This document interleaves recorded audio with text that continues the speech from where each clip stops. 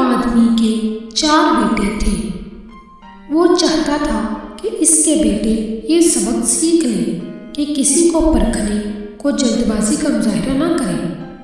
لہٰذا اس کو بات سمجھانے کے لیے اس آدمی نے اپنے بیٹوں کو ایک سفر پر روانہ کرنے کا فیصلہ کیا اور دور دراز علاقے میں ناشپاتی کا ایک درخت دیکھنے کے لیے بھیجا۔ ایک وقت میں ایک بیٹے کو سفر میں بھیجا کہ جاؤ اس درخت کو دیکھ کر آؤ۔ باری باری سب کا سفر شروع ہوا۔ پہلا بیٹا سردی کے موسم میں گیا، دوسرا بہار میں، تیسرا گرمی کے موسم میں اور سب سے آخر والا چھوٹا بیٹا خزاں کے موسم میں گیا۔ جب سب بیٹے اپنا سفر ختم کر کے واپس لوٹ آئے تو اس آدمی نے اپنے 4 بیٹوں کو ایک ساتھ طلب کیا اور سب سے ان کے سفر کی الگ الگ تفصیل کے بارے میں پوچھا۔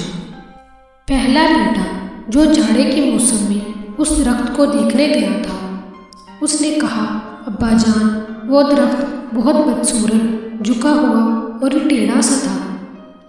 دوسرے بیٹے نے کہا، اے والد محترم وہ درخت تو ہرا بھرا تھا، ہرے بھرے پتوں سے بھرا ہوا تھا۔ تیسرے بیٹے نے ان دونوں بھائیوں سے اختلاف کیا کہ وہ درخت تو پھولوں سے بھرا ہوا تھا اور یہ کہ اس سے حسین منظر پہلے کبھی دیکھا ہی نہیں تھا۔ سب سے چھوٹے بیٹے نے اپنے سب بھائیوں سے اتفاق ظاہر کیا کہ وہ ناشپاتی کا درخت تو پھل سے لدا ہوا تھا اور ان پھل کے بوجھ کی وجہ سے وہ درخت زمین پر لگا ہوا تھا اور زندگی سے بھرپور نظر آ رہا تھا۔ اس کے بعد اس آدمی نے مسکرا کر اپنے 4 بیٹوں کی طرف دیکھا اور کہا کہ تم 4 میں سے کوئی بھی غلط نہیں کہہ رہا، سب اپنی اپنی جگہ درست ہیں۔ بیٹے باپ کا جواب سن کر بہت حیران ہوئے کہ ایسا کس طرح ممکن ہے۔ باپ نے اپنی بات جاری رکھتے ہوئے کہا کہ میرے بیٹوں، تم کسی بھی درخت یا آدمی کو صرف ایک موسم یا ایک حالت میں دیکھ کر کوئی حتمی فیصلہ نہیں کر سکتے۔ کسی فرد کو جانچنے کے لیے تھوڑا وقت ضروری ہوتا ہے۔ انسان کبھی کہیں کیفیت میں ہوتا ہے تو کبھی کسی اور کیفیت میں۔